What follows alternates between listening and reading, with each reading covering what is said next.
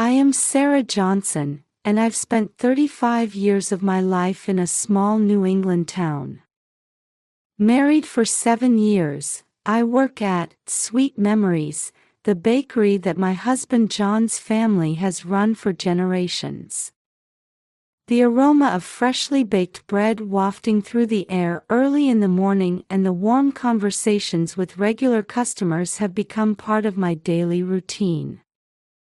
Good morning, Sarah. The smell of cinnamon rolls is heavenly as always. Mrs. Clark's voice makes me turn, and her smile warms my heart. The kindness of the people living in this town has become my emotional support, especially during the days when I struggle with infertility. We started trying for a baby in our 2nd year of marriage, but we haven't been blessed yet. Tests revealed that due to my physical condition, getting pregnant would be difficult. My husband John says, as long as we're happy together, that's all that matters, but I can't shake off the guilt of not being able to produce an heir for the long-standing family bakery. The only one who knows about this struggle is my sister-in-law, Lisa. We've known each other since high school, and she's always looked down on me since I entered on a scholarship, coming from a less affluent background. Surprisingly, she ended up marrying my brother Tom. Sarah, you're really useless, aren't you? You can't even give birth to an heir. Lisa's words still ring in my ears. She boasts about having given birth to her son Jason and continues to look down on me. On the other hand, my brother Tom has found success as a businessman working for an international company. However, the price he pays for this success is limited time with his family. With frequent long overseas business trips, his relationship with his wife and child seems to be growing distant. Sarah, Tom's going on another business trip. This time for 3 whole months. Lisa's discontented voice fills me with mixed emotions every time I hear it. I understand her loneliness, but I feel uncomfortable with her tendency to fill that void by tormenting me. Lisa's personality was likely shaped by the pampered environment she grew up in. She has a strong desire to always be the center of attention and even takes pleasure in others' misfortunes.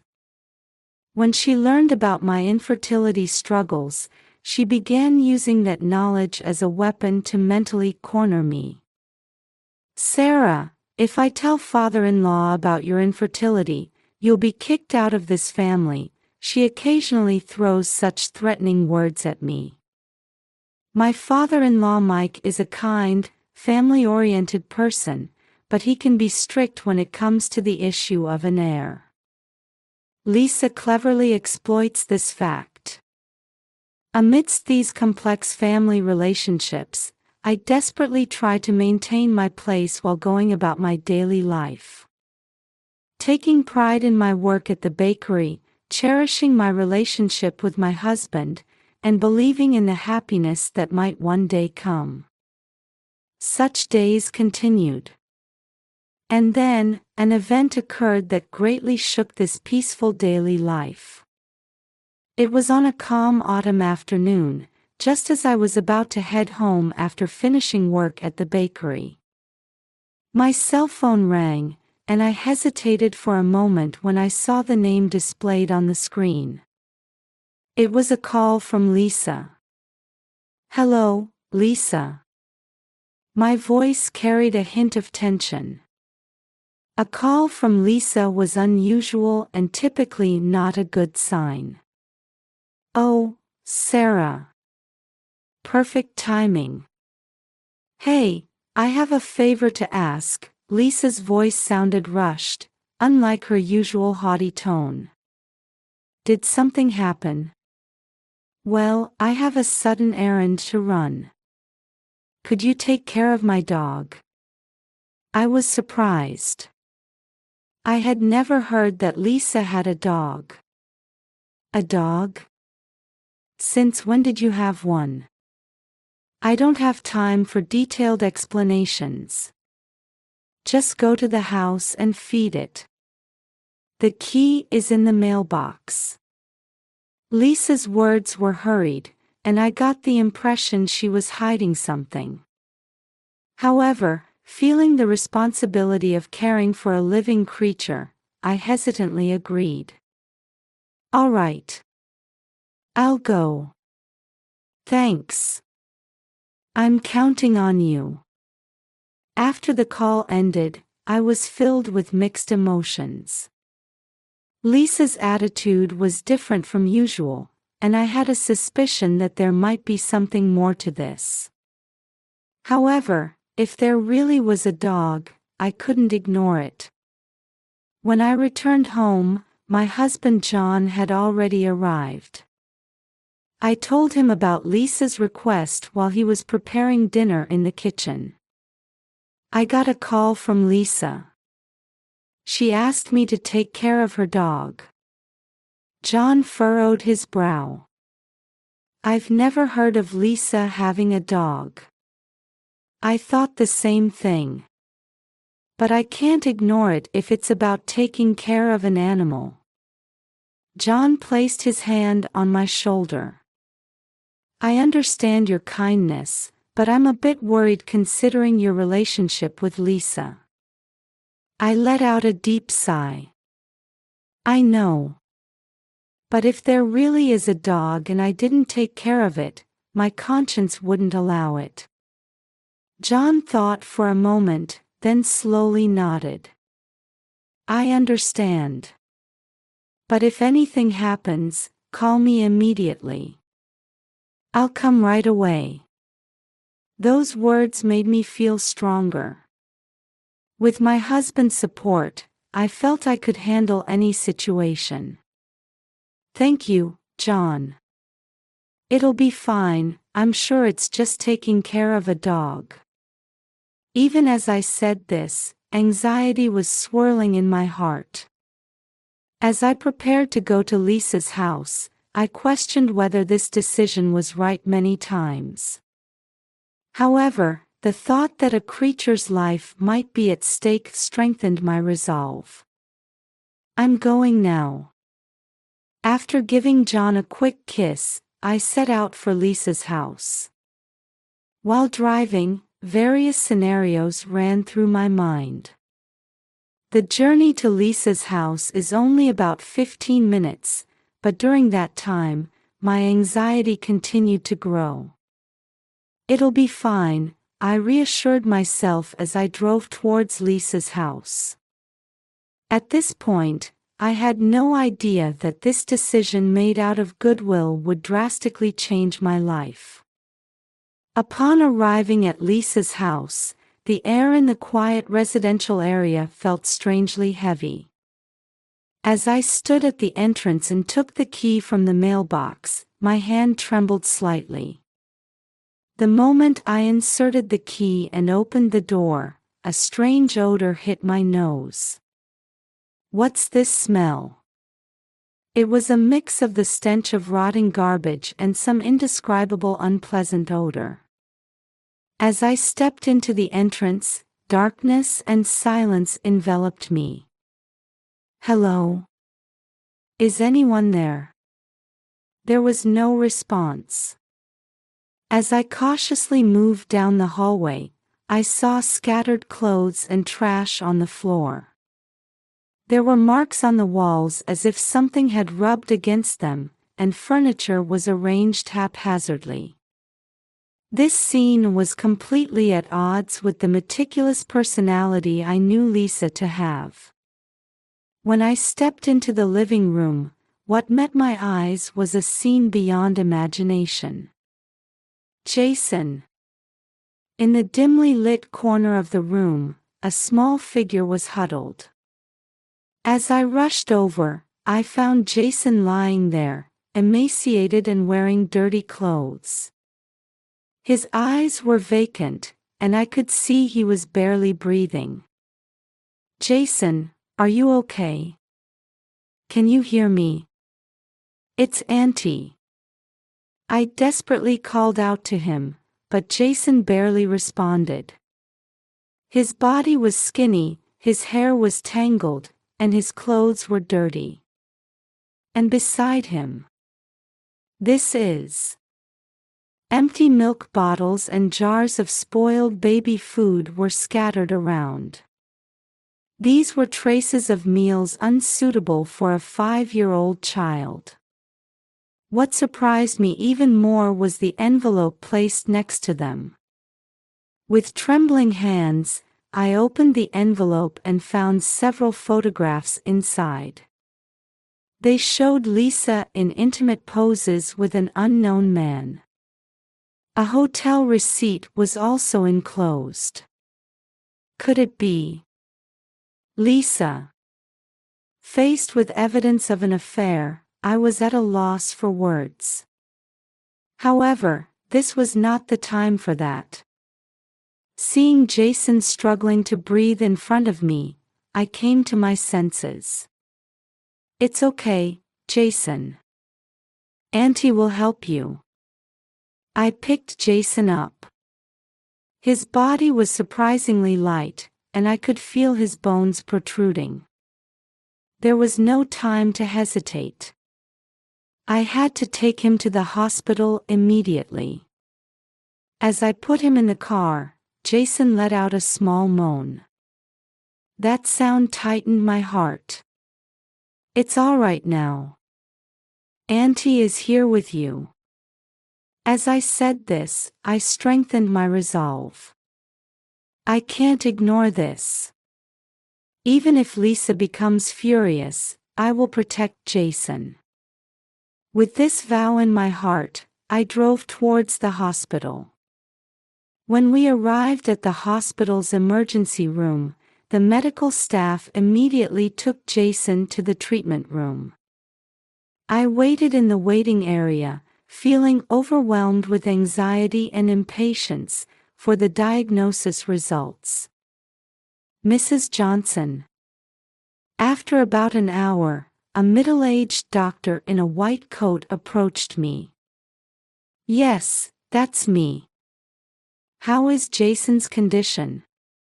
The doctor began explaining with a serious expression.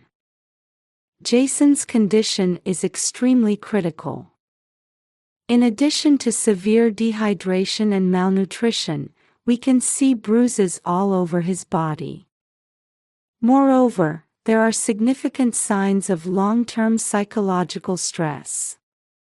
Hearing these words, I was at a loss for words.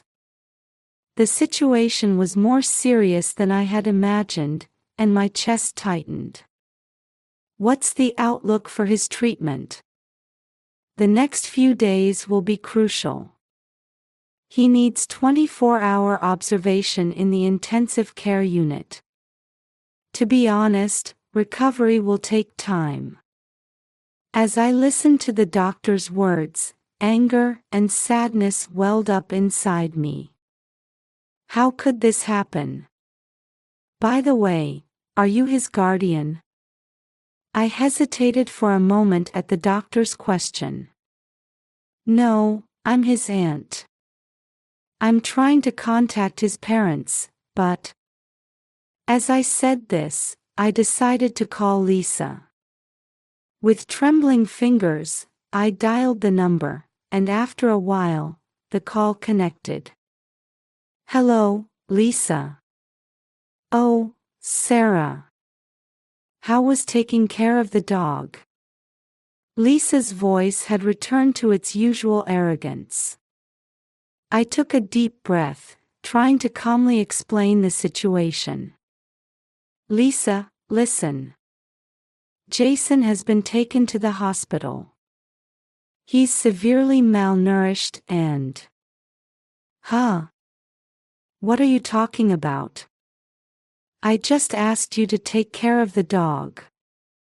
I was stunned by Lisa's response. Lisa, when I went to your house, Jason was collapsed. He's in the intensive care unit now. Stop joking around. That can't be true. Panic began to mix into Lisa's voice. Lisa, this is not a joke. Jason's life is in danger. Come to the hospital immediately.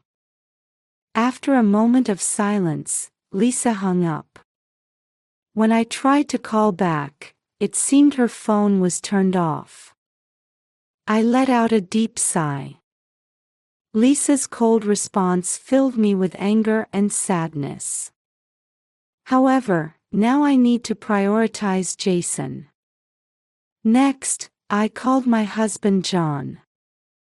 After briefly explaining the situation, John said he would come to the hospital right away. Sarah, don't bear this burden alone. I'll be there soon. John's words calmed me a little. However, there was still something else I needed to do. Taking a deep breath, I dialed the next number. Hello, father-in-law. It's Sarah. I'm terribly sorry, but there's an urgent matter. As I explained the situation to my father-in-law Mike, my resolve solidified. We need to come together as a family to protect Jason, even if it means damaging my relationship with Lisa. After hanging up, I stood in front of the treatment room again. Looking at Jason's small body through the glass, surrounded by IVs and medical equipment, I quietly spoke to him. Hang in there, Jason. Auntie is here for you. I couldn't imagine the difficulties that lay ahead, but I vowed in my heart to protect this child. As I felt this, I sensed the beginning of a long night. As I waited in the hospital corridor, I heard hurried footsteps approaching. Turning around, I saw my husband John and father-in-law Mike rushing towards me with worried looks on their faces. Sarah, are you all right? John embraced me. How's Jason? Mike's voice lacked its usual calmness. I explained the situation to them in detail. Jason's condition, Lisa's strange behavior, and the evidence of the affair I had discovered.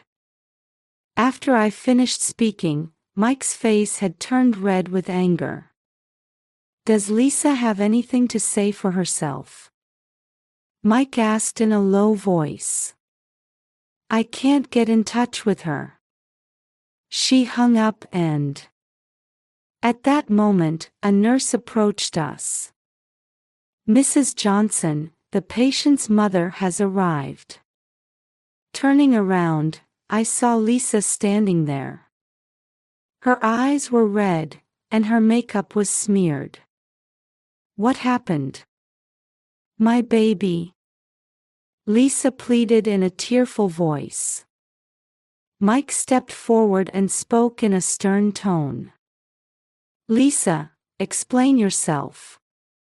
Why did you leave Jason in such a state? Lisa flinched for a moment but quickly began to make excuses. I was desperate too. Tom is never home, and taking care of Jason is so hard. That's no excuse for abusing a child. John raised his voice. Lisa continued, tears streaming down her face. I was under so much stress. I just let my guard down for a moment. But I love Jason. Really. Those words made anger well up inside me. You love him. In that state. And what about the evidence of your affair? Lisa's face turned pale. What do you mean? There were photos of you with an unknown man next to Jason. Lisa was at a loss for words for a moment but quickly began making excuses again. Oh, that. He's just a friend. Jason must have. Stop lying. Mike's voice echoed through the corridor. A nurse approached and asked us to be quiet. After that, we moved to a small conference room in the hospital to hold a family meeting. Mike opened his mouth. First, we need to contact Tom. John nodded and took out his smartphone. It'll be an international call, but I'll make it right now. While we were trying to contact Tom, we discussed how to proceed from here. We agreed that Jason's treatment and recovery were the top priorities, that legal action might be necessary against Lisa, and how we as a family would overcome this crisis. During the discussion, Lisa sat silently. Her expression seemed to be a mix of fear and regret. It was 30 minutes later when we finally got in touch with Tom. After hearing the situation, Tom promised to arrange his return immediately. As this long day drew to a close, we were all exhausted, but one thing was clear in our resolve: to protect Jason and restore our family bonds. That would become our mission from now on. Tom returned to the country 3 days after Jason was hospitalized. He rushed to the hospital looking tired and stood by Jason's bedside. How did it come to this? Tom's voice was filled with deep sadness and self-reproach. We gathered in the conference room again and explained the course of events in detail. Tom listened silently, but his expression gradually changed to anger. Lisa, explain yourself. Why did you put Jason through this? Tom's voice was low, filled with suppressed anger. Lisa began to speak through her tears. I didn't mean for this to happen. But you're always work. You never understand how I feel. That's no excuse for abusing a child. Tom raised his voice. And what about those photos? Lisa fell silent for a moment, then answered in a small voice. That person is a colleague from work. Just a friend. Stop lying. Mike shouted. There was even a hotel receipt. Lisa's shoulders slumped, and she finally admitted the truth. I'm sorry. I was lonely. But it was really just a momentary mistake. Tom let out a deep sigh and held his head in his hands. Why did Jason have the photos? Lisa answered in a trembling voice. Jason. I found him rummaging through my bag. I yelled at him. Then he ran away with the photos. At that moment, we all understood the same thing. Jason had become the target of abuse because he discovered his mother's secret. As silence dominated the room, I gathered my courage to speak. I think we should focus on Jason's recovery and rebuilding our family rather than assigning blame right now. John squeezed my hand, showing his support. Sarah's right. Let's put Jason first. Mike slowly nodded as well. You're right. We'll think about legal issues later. For now, let's focus on Jason's treatment. After a long silence, Tom quietly began to speak. Thank you, everyone. Especially you, Sarah. If it weren't for you. He choked up. I smiled back. We're family. With those words, the atmosphere in the room seemed to soften a little. Lisa, sobbing, whispered. I I want to start over. For Jason, for our family. Tom looked at Lisa with a stern expression. I can't forgive you easily. But for Jason's sake, we need to overcome this as a family. Mike stood up and, looking out the window, said, this will be a long journey. But with family bonds, we can surely overcome it. We all quietly nodded at those words. Overcoming this ordeal and becoming a stronger family. And above all, restoring a happy childhood to Jason. This became our new mission. As we left the conference room, John put his arm around my shoulders. Sarah, your courage and love have saved this family. I couldn't hold back my tears at those words. The road ahead won't be easy. But with our family bonds, I'm sure we can overcome it.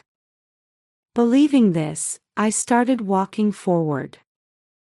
Several days after the family meeting, we were faced with a crucial decision. Whether or not to take legal action against Lisa for the sake of Jason's future. In the hospital corridor, Tom approached me. Sarah, I want to hear your opinion. Do you think we should press charges against Lisa? I took a deep breath and chose my words carefully. Tom, to be honest, I'm torn. What Lisa did is unforgivable. But I wonder if criminal punishment is really in Jason's best interest. Tom nodded quietly, gazing out the window. I understand. I'm struggling with the same dilemma. In the end, we decided to go through family court to mandate counseling and parenting education programs for Lisa. We chose to prioritize family restoration over criminal prosecution. The next challenge was Jason's custody. Tom and Lisa were going to separate, and we needed someone to temporarily take care of Jason. At a gathering of the whole family, Mike made a suggestion. Sarah, John, would you two be willing to take care of Jason? John and I looked at each other in surprise. But I began to say, when John squeezed my hand. Let's do it, Sarah. I'm sure we can do something for him. Tom was looking at us with a serious expression. Please, Sarah. I believe you two can make Jason happy. Those words spread warmth in my heart. So this is what family means. All right. We'll do our best to take care of Jason. A few weeks after that decision, Jason moved into our home. There were some awkward moments at first, but Jason gradually opened his heart to us. One night, just before bedtime, Jason timidly asked me, Auntie, is it okay for me to be here? Tears welling up in my eyes, I gently hugged Jason. Of course, Jason. You can always be here. You're our precious family. Hearing those words, tears glistened in Jason's eyes. As the days passed, our family bonds deepened. Lisa also began to change little by little, and during her visits with Jason, she started to interact with him more sincerely. Tom adjusted his work schedule to return home as frequently as possible. I felt deep respect for his efforts to prioritize family time. One day, while I was working at the bakery, John rushed in with an excited look on his face. Sarah, something unbelievable happened. What is it? I asked, and John answered with shining eyes. Jason laughed for the first time. A genuine smile. And he said, "Thank you," to us. At that moment, warmth flooded my heart. We had truly become a family in the real sense. And through this experience, I realized that I had grown significantly as well. While the struggle with infertility was still present, I understood that it wasn't everything in my life. A loving family, a cherished job, and irreplaceable Jason. All of these were enriching my life. With each new morning, my heart fills with gratitude. I've learned firsthand that family bonds can overcome any difficulty.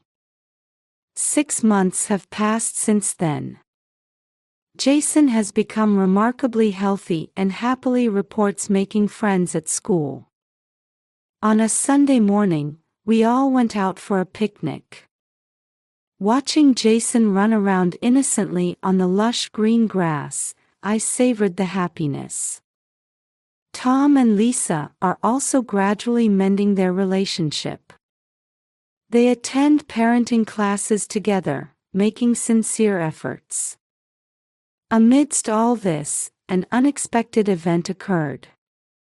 I had been feeling unwell for a few days, so I went to the hospital for a checkup. The result was surprising. "Congratulations, Mrs. Johnson. You're 8 weeks pregnant." I placed my hand on my belly in disbelief at the doctor's words. A long-cherished wish had suddenly become reality. When I returned home and told John, he was so overjoyed that he hugged me and spun me around. "Sarah, really? Oh, how wonderful." That night, as I lay in bed, I quietly shed tears. Tears of joy and gratitude. Perhaps by saving Jason, we saved ourselves too. The importance of family love, the value of bonds, and the significance of maintaining hope. We learned all of these. Tomorrow, a new life begins again. There will surely be challenges. But I'm certain we can overcome them.